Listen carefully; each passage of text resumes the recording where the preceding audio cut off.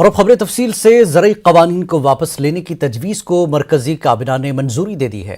वज़ीर आज़म नरेंद्र मोदी की सदारत में काबिना की मीटिंग में यह फैसला लिया गया। काबिना की हरी झंडी मिलने के बाद अब ज़रई क़वानीन को कलादम करने के लिए पार्लियामेंट में बिल पेश किया जाएगा। ख्याल रहे कि गुज़श्ता दिनों पीएम मोदी ने तीनों ज़रई क़वानीन को वापस लेने का ऐलान किया था। काबिना की मीटिंग के बाद मरकजी वज़ीर अनुराग ठाकुर ने प्रेस ब्रीफिंग की। जैसा आपको ज्ञात है कि 19 तारीख को माननीय प्रधानमंत्री जी ने गुरुपुरब के अवसर पर देश को संबोधित करते हुए ये घोषणा की थी कि तीनों कृषि कानून वापस लिए जाएंगे।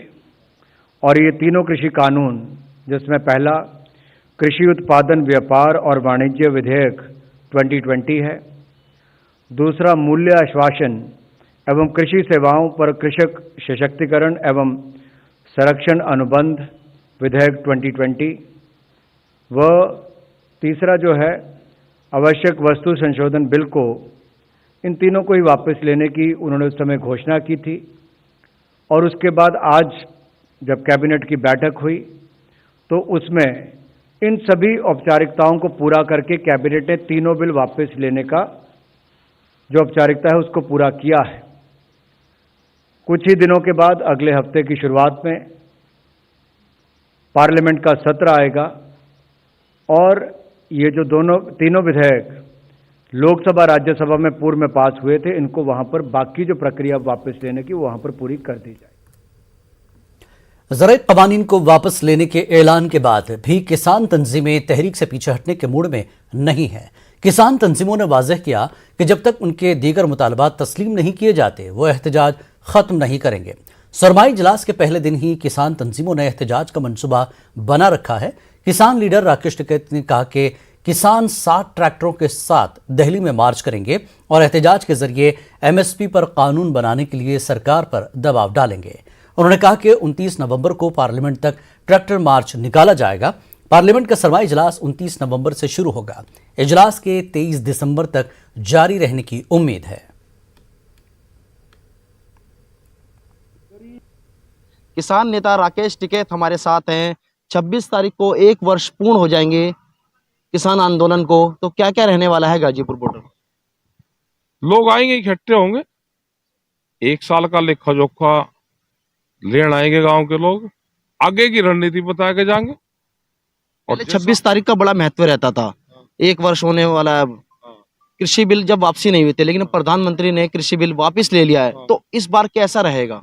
ऐसा ही रहेगा इस बार भी।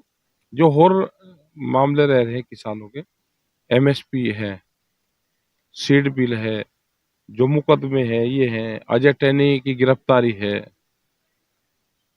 उसको बर्खास्त की है, तो ये इशू रहेंगे और ये अपनी बात हम बताएंगे। 1 साल में क्या खोया क्या पाया उसका लेखा जोखा गांव के लोग लेने आ रहे हैं, तो उनको लेखा जोखा बताएंगे। गतिरोध कैसे समाप्त होगा? अब आपने एमएसपी की बात कर दी है। क्यों कर दी है? एमएसपी की बात तो पुरानी है। एमएसपी की बात तो 2011 में नरेंद्र मोदी मुख्यमंत्री थे जब गुजरात के, तो इन्होंने बात करी थी, अपनी रिपोर्ट दी थी। आज उस रिपोर्ट को लागू कर दे। तो आपको लगता है कि सरकार से कहीं ना कहीं हल निकल जाएगा, जैसे कि कृषि बिल वापस हुए हैं? हाँ, इस पर भी कहीं ना कहीं कानून बन जाएगा। कानून बनेगा, मुकदमे भी वापसी होंगे। और ये जो 750 किसान शहीद हुए, इनको भी कंपनसेशन मिलेगा, सब होगा। 29 तारीख को संसद का सत्र प्रारंभ हो रहा है और आज कैबिनेट की बैठक भी है। कहीं ना कहीं आज निरस्त हो जाएगा ये विधेयक जो कैबिनेट में लाया जाएगा, इसके बाद ये निरस्त होगा। 29 तारीख करेंगे वे सब लोग, अपनी चर्चा करेंगे आज और 29 तारीख में रखा जाएगा। तो ये है कि 1-2 दिन बाद में इस पर मोहर लग के और ये खत्म हो जाएगा।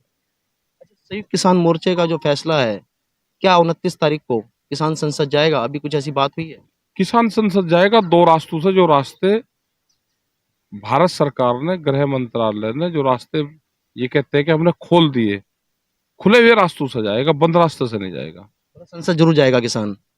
अगर रास्ते खुल रहे हैं तो जाएगा, रास्ते बंद है तो नहीं जाएंगे। अच्छा, आगे की रणनीति अब क्या रहेगी? हम तो यही है, हम क्या कहीं जा रहे हैं। जब तक भारत सरकार बातचीत नहीं करेगी तो यही है। कैबिनेट में कुछ किसानों के लिए एक बड़ी चर्चा भी हो सकती है, जैसे कि मुद्दा बना हुआ है। हर बड़ी चर्चा तो होनी चाहिए भाई, छोटी चर्चा से थोड़ा काम चले, बड़ी चर्चा होनी चाहिए। किसान नेता राकेश टिकैत थे, उनका साफ तौर पर कहना है जो एमएसपी की हमारी मांग है वे बरकरार है और आंदोलन ऐसे ही जारी रहेगा। रोहित सिंह, न्यूज 18, किसान क्रांति गेट, गाजीपुर बॉर्डर। उत्तर प्रदेश में असेंबली इंतखाबात के लिए कांग्रेस ने अपनी सरगर्मियों का आगाज कर दिया है। संगम सिटी के प्रयागराज में प्रतिज्ञा यात्रा की गई। कांग्रेस के मकामी लीडरान और कारकुनों ने बड़ी तादाद में यात्रा में शिरकत करते हुए बीजेपी के खिलाफ नारे लगाए, भाजपा हटाओ और देश बचाओ के नारे लगाए। रियासत भर में तहसील और ब्लॉक लेवल के पास यात्रा का एहतमाम किया गया है। एहतजाजी अपने हाथों में खाली पकवान गैस सिलेंडर के और गले में सब्जियों के हार डाले हुए थे। कांग्रेस लीडरान ने बढ़ती हुई महंगाई के लिए बीजेपी हुकूमत को जिम्मेदार ठहराया। अखिल भारतीय कांग्रेस कमेटी की महासचिव प्रभारी हमारी नेता श्रीमती प्रियंका गांधी वाड्रा के निर्देश पर उत्तर प्रदेश के सभी जनपदों में, सभी ब्लॉकों में, सभी वार्डों में महंगाई के खिलाफ प्रतिज्ञा यात्रा निकाली जा रही है। आज 24 तारीख को आज ये अंतिम दिन है और उसी क्रम में भारत की पूर्व प्रधानमंत्री श्रीमती इंदिरा गांधी की प्रतिमा से यह यात्रा निकल चुकी है। अब ये शहर के विभिन्न वार्डों में होते हुए कर्मचारियों के बीच में जाकर महंगाई के बारे में अवगत कराएंगे। जिस तरह पूरे देश में महंगाई चरम सीमा पर है, हम हिंदुस्तान की सरकार नरेंद्र मोदी से इस्तीफा मांगते हैं और उत्तर प्रदेश के मुख्यमंत्री योगी आदित्यनाथ से, क्योंकि महंगाई के सवाल पर भारतीय जनता पार्टी की सरकार पूरी तरह से फेल साबित हो गई। देखिए, मोदी जी का खेल और महंगी सब्जी महंगा तेल, पेट्रोल 100 का आंकड़ा पार कर चुका है। सरसों का तेल अपनी सारी सीमाएं महंगाई की वजह से लांघ चुका है। सब्जियों के दाम आसमान छू रहे हैं। उत्तर प्रदेश की योगी सरकार और केंद्र की मोदी सरकार महंगाई पर अंकुश लगा पाने में नाकाम साबित हुई। इसलिए उत्तर प्रदेश के अंदर चुनावी बयार में जिस तरीके से आम आदमी के सामने महंगाई सबसे बड़ा पहाड़ बनकर के खड़ा है, उसी के विरोध में कांग्रेस के कार्यकर्ता आज पदयात्रा निकाल रहे हैं और हम लोग सब्जियों की माला पहन करके उत्तर प्रदेश की सरकार को जगाने का प्रयास कर रहे हैं। दिल्ली के वजीर आला अरविंद केजरीवाल ने कहा कि तीर्थ यात्रा योजना में अयोध्या को भी शामिल किया गया है। 3 दिसंबर को अयोध्या के लिए पहली ट्रेन जाएगी, जिसमें बुजुर्ग यात्रियों को मुफ्त अयोध्या ले जाया जाएगा। बुजुर्ग यात्रियों के साथ एक और फर्द को भी मुफ्त सफर की सहूलत रहेगी। इस तीर्थ यात्रा योजना में दिल्ली का रहने वाला कोई भी बुजुर्ग इसका लाभ उठा सकता है। वो अपने साथ एज एन अटेंडेंट अपने घर के किसी यंग आदमी को भी ले जा सकता है। एक बुजुर्ग के साथ एक यंग आदमी अलाउड है। तो उनके आने का जाने का एसी ट्रेन से ले जाते हैं, एसी होटल में ठहराते हैं, अच्छे होटल में, वहाँ पे सारा लोकल ट्रांसपोर्ट, खाना पीना सब कुछ सरकार बेयर करती है। अभी तक 36,000 से ज़्यादा लोग इसका लाभ उठा चुके हैं। तो अब अयोध्या भी उसमें हमने ऐड किया था कि अयोध्या भी जा सकते हैं। आज मुझे ये कहते हुए बेहद खुशी है कि दिल्ली से अयोध्या के लिए पहली ट्रेन 3 दिसंबर को जाएगी। दिल्ली एनसीआर में फजाई आलूदगी पर काबू पाने के लिए सुप्रीम कोर्ट ने मरकज और रियासती हुकूमतों को मुनासिब कदम उठाने का हुक्म दिया है। अदालत ने 2-3 दिनों तक पाबंदी जारी रखने की बात कही और हवा के मयार में बेहतरी आने पर इसमें बतदरीज ढील देने की हिदायत दी है। अदालत ने पंजाब, हरियाणा और उत्तर प्रदेश हुकूमतों से पूछा कि पराली के मसले से निपटने के लिए क्या इकदाम किए गए, इन रियासतों से कितनी पराली हटाएगी और पराली जलाए जाने के नतीजे में पैदा होने वाले धुएं को कंट्रोल करने के लिए क्या तरीक़ेकार वज़ा किए गए।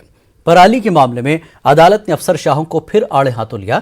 अदालत ने कहा कि अफसर शाह क्या कर रहे हैं, वो खेतों में क्यों नहीं जाते, किसानों और साइंसदानों को साथ लें और फैसला करें। अदालत ने कहा कि पराली जलाने का इंतजाम आपको करना होगा, वरना ये बड़ा मसला बन जाएगा। सुप्रीम कोर्ट ने अलग अलग मौसमों में आलूदगी की औसत सतह मुकर्रर करने के लिए गुज़श्ता 5 बरसों के आदद शुमार की बुनियाद पर साइंटिफिक मॉडल बनाने की बात कही, ताकि सूरत हाल खराब होने से काबिल रोकथाम की तदबीर की जा सके। अदालत ने फरीकैन से दरियाफ्त किया कि आप वक्त रहते कार्रवाई क्यों नहीं करते, दिल्ली हर बार ये मुसीबत क्यों झेले। लेकिन पराली को लेकर एक और याचिका सुप्रीम कोर्ट में दाखिल की गई है, जिस पर सुप्रीम कोर्ट 29 तारीख को सुनवाई करेगा। चरणजीत सिंह साहब हैं जिन्होंने एक अर्जी दाखिल की है। पराली को लेकर एक नई अर्जी आपने दाखिल की है, वो क्या है? Charanpal Singh Bagdi. First of all, जो मेरी पिटिशन पहले भी हाई कोर्ट से ट्रांसफर होकर सुप्रीम कोर्ट आ रखी है, उसमें सारा सल्यूशन जो है वो प्रोवाइड किया गया है।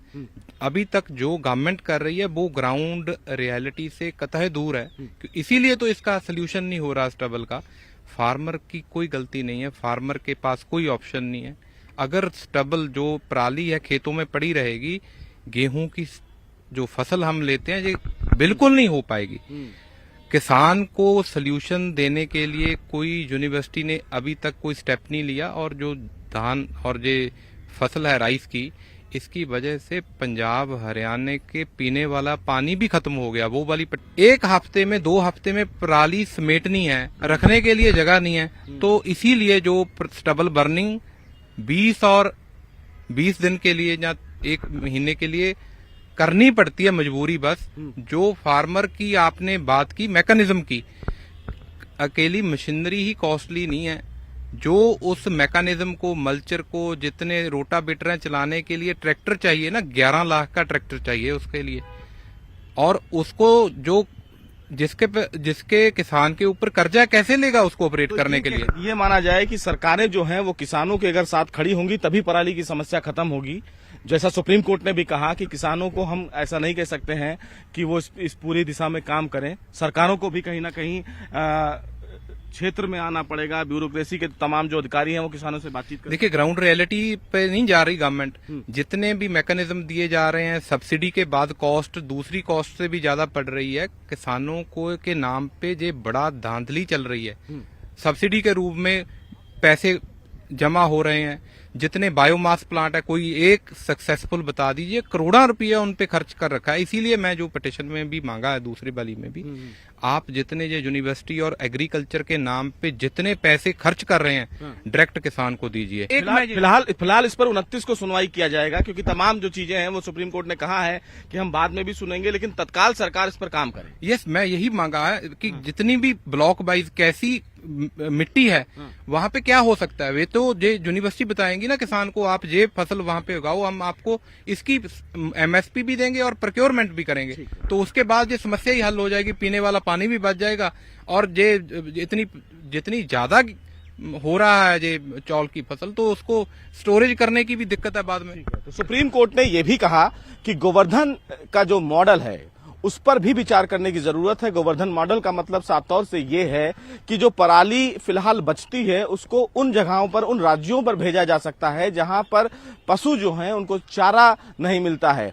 फिलहाल सुप्रीम कोर्ट ने 29 तारीख के लिए इस पूरे मामले की सुनवाई रखी है, और यह कहा है कि वो 3-4 दिन तक मॉनिटर करेंगे कि प्रदूषण का स्तर कैसा है। उसके बाद सुप्रीम कोर्ट इस मामले में कोई अहम आदेश जारी कर सकता है।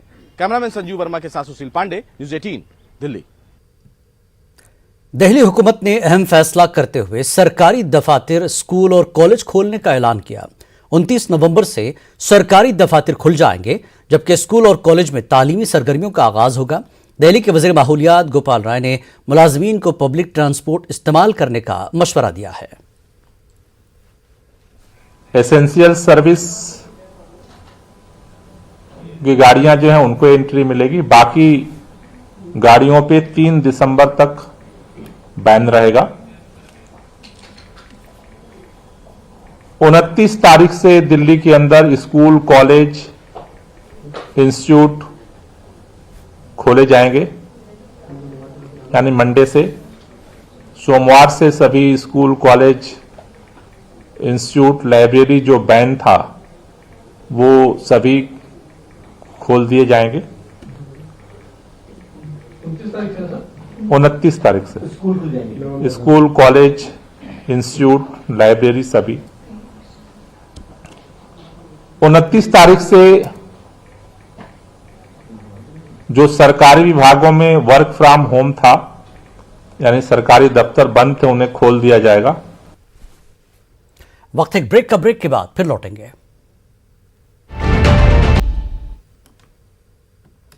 महाराष्ट्र के सियासी गलियारे में देवेंद्र फडणवीस और राज ठाकरे की मुलाकात से हलचल मची है। इस मुलाकात के बाद बीजेपी और एमएनएस के साथ आने की कयासाराई की जा रही है। देवेंद्र फडणवीस महाराष्ट्र नवनिर्माण सेना चीफ राज ठाकरे से मिलने उनकी रिहायशगाह पहुंचे। जराये के मुताबिक दोनों की मुलाकात 2 घंटों तक चली। ख्याल है कि शिवसेना से अलहदगी के बाद बीजेपी को रियासत में हलीफ की तलाश है। मौजूदा अघाड़ी हुकूमत की तश्कील पर राज ठाकरे ने सख्त रद्दमल का इजहार किया था। उन्होंने कांग्रेस और एनसीपी को साथ लेकर हुकूमत तश्कील देने पर शिवसेना की नुक्ताचीनी की थी। राज ठाकरे ने इसे महाराष्ट्र के अवाम की तौहीन बताया था। महाराष्ट्र के काबीना वजीर नवाब मलिक ने कंगना रनौत के जरिए महात्मा गांधी पर दिए गए मुतनाज़ा बयान पर शदीद नुक्ताचीनी की है। मलिक ने कहा कि कंगना के खिलाफ कानूनी कार्रवाई जरूरी है। वो मुसलसल किसी न किसी तबके के खिलाफ जहर अफशानी कर रही है। कंगना की बदजुबानी नहीं रुक पा रही है। कभी महात्मा गांधी का अपमान करेंगे, कभी अलग अलग समुदाय को आतंकवादी कहेंगे, मच्छर कहेंगे। हमें लगता है बर्दाश्त नहीं हो सकता। सिख समाज के लोगों ने खार पुलिस स्टेशन में एफआईआर दर्ज कराई है और निश्चित रूप से कानून से बड़ा कोई नहीं। कितना भी केंद्र सरकार उन्हें सुरक्षा मुहैया करा ले, जेड सिक्योरिटी दे दे, लेकिन कानून टूटेगा तो सिक्योरिटी सुरक्षा उसको कवर नहीं कर सकती। लगातार वो कानून की धज्जियां उड़ा रही है और कार्रवाई निश्चित रूप से होगी। दिल्ली की मशहूर मारूफ दरगाह हजरत निजामुद्दीन औलिया रहमतुल्लाह अलैह का उर्स पूरे जोश खरोश और रिवायती अंदाज में मनाया जा रहा है। उर्स के तीसरे रोज आज बड़े कुल की महफिल हुई। कुल के बाद दुआ की गई और दरगाह के सामने कव्वाली का प्रोग्राम मुनक्किद हुआ। साथ ही लंगर का भी इंतजाम किया गया। आज ज़ायरीन की बड़ी तादाद देखी गई। उर्स में शिरकत करने के लिए बैरून ममालिक से भी ज़ायरीन तशरीफ लाए हैं। ज़ायरीन ने अपनी मुराद पूरी होने के लिए मन्नत मानी और खुसूसी दुआ की। ख़वातीन ने मुरादें पूरी होने के लिए मन्नत के धागे बांधे। साथ ही हज़रत निज़ामुद्दीन औलिया रहमतुल्लाह अलैह के मज़ार पर चादर पोशी की और फूलों का नजराना पेश किया। उर्स में मुख्तलिफ मजहब व मिल्लत के लोगों ने शिरकत की और अमन व सलामती के लिए दुआएं मांगी।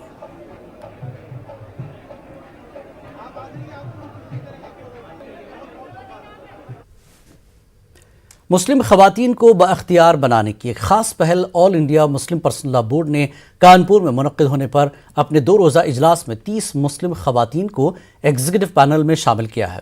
इन खवातीन का ताल्लुक मुख्तलिफ शोबे हयात से है। अहम बात यह है कि इन 30 खवातीन को किसी भी मजहबी ओहदा या मदरसे की डिग्री के लिहाज से नहीं, बल्कि शरीयत के हिसाब से इन खवातीन ने जो समाजी खिदमात अंजाम दी हैं उन खिदमात के तहत चुना गया है। इस सिलसिले में मौलाना खालिद रशीद फिरंगी महली ने जानकारी दी कि हैदराबाद से डॉक्टर अस्मा जहरा जो एक खैराती अस्पताल चलाती हैं, लखनऊ की निघत अब्बास जो माहिर तालीम हैं और एक स्कूल और मदरसा चलाती हैं, और दिल्ली की समाजी कारकुन अतिया परवीन के नाम काबिल जिक्र हैं। मुस्लिम खवातीन को बाइख्तियार बनाने की एक खास पहल all India Muslim personal law board ने कानपुर में मुनक्किद हुए अपने 2 रोज़ा इजलास में 30 मुस्लिम खवातीन को एग्जीक्यूटिव पैनल में शामिल किया है। इन खवातीन का ताल्लुक मुख्तलिफ शोबा हयात से है। सबसे अहम बात कि इन 30 खवातीन को किसी भी मजहबी ओहदे या मदरसे की डिग्री के लिहाज से नहीं, बल्कि शरीयत के हिसाब से इन खवातीन ने जो समाजी खिदमात अंजाम दी उन खिदमात के तहत चुना गया। इस सिलसिले में मौलाना खालिद रशीद फिरंगी महली ने जानकारी दी कि हैदराबाद से डॉक्टर अस्मा जहरा जो कि एक खैराती अस्पताल चलाती हैं, साथ ही लखनऊ की निघत अब्बास जो कि माहिर तालीम है और एक स्कूल और मदरसा चलाती हैं, और दिल्ली की समाजी कारकुन अतिया परवीन के नाम काबिल जिक्र हैं। 30 मुस्लिम खवातीन को all India Muslim personal law board के एग्जीक्यूटिव पैनल में शामिल किया जाना बेहद अहम है, क्योंकि इन्हें इनकी समाजी खिदमात के तहत इस पैनल में शामिल किया गया है। यकीनन औरतों का हक कोई शक। कोरोना वबा के दौरान बाहमी इमदाद और इन्हिसार का जज्बा मुस्तहकम हुआ है। मुल्क इस वबा से मुत्तहिद होकर मुकाबला कर रहा है। टीकाकारी के ऐलान के बाद हम बेहतर ताउन करें जिससे हम कोरोना को मात देने की जानिब कदम बढ़ा सकें। नेटवर्क 18 इस मुहिम में हर कदम पर आपके साथ रहेगा। जब तक सभी महफूज नहीं तब तक कोई महफूज नहीं होगा। इसी सोच की बुनियाद पर हमारी मुहिम संजीवनी का मकसद ये यकीनी बनाना है कि वैक्सीन पाना सभी हिंदुस्तानियों का हक है।